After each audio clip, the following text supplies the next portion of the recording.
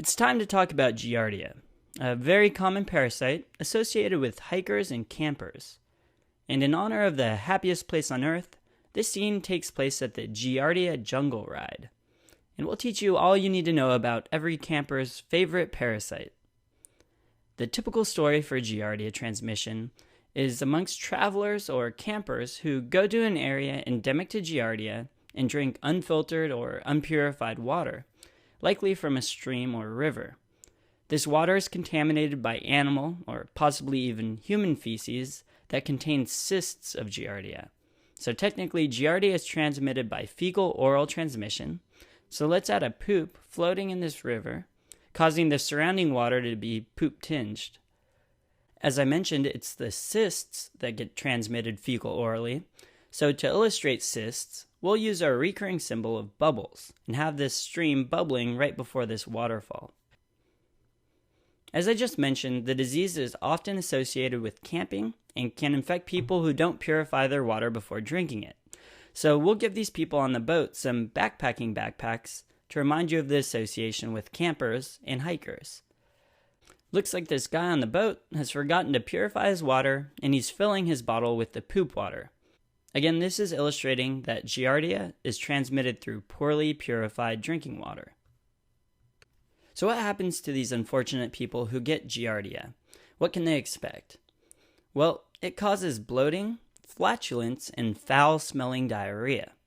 And actually, you can remember all of these symptoms really easily by remembering how you feel after eating Taco Bell. Or we can throw in some memory cues for you. Like we can draw some campers holding their noses to remind you of foul-smelling diarrhea as opposed to the normal, beautiful-smelling diarrhea. An important buzzword that supports giardiasis is steatorrhea, which means fatty diarrhea. So to represent this, we'll draw a man sitting on a yellow stool. Yellow to remind you of fatty stool, and notice it's not red because it's not producing bloody stools.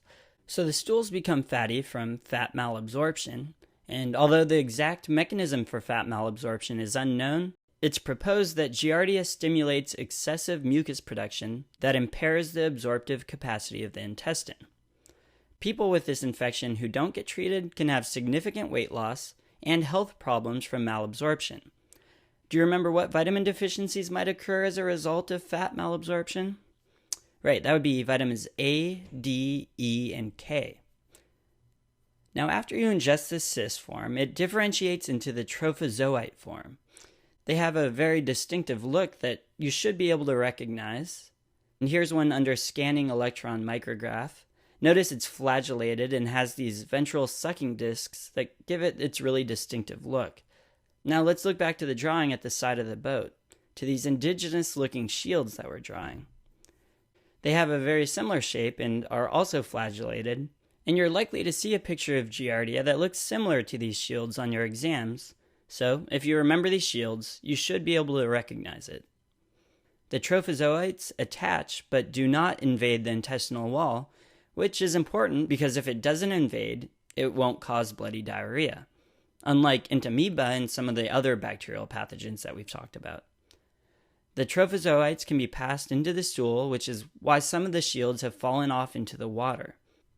And we have this man pointing at them, seeing them in the poop water, because finding these trophozoites in the stool is diagnostic. You'd find them if you ordered a stool O&P, or ova and parasites. So we'll write OP on his shirt to remind you of this diagnostic test. Also, some of the trophozoites in the intestine will turn back into the cyst form and also show up on stool O&P, and those are what go and infect other people. Alternatively, you can perform an ELISA stool antigen test to make the diagnosis. So we'll actually title the boat Eliza, a great boat name. Interesting story, I came really close to naming my boat Eliza, but then realized I couldn't because I don't have a boat. Also, remember the boat is floating in the diarrhea water to remind you that the Eliza is looking for stool antigens. Do any of you out there know how we treat giardiasis? Well, the answer lies in Disneyland, if you've been.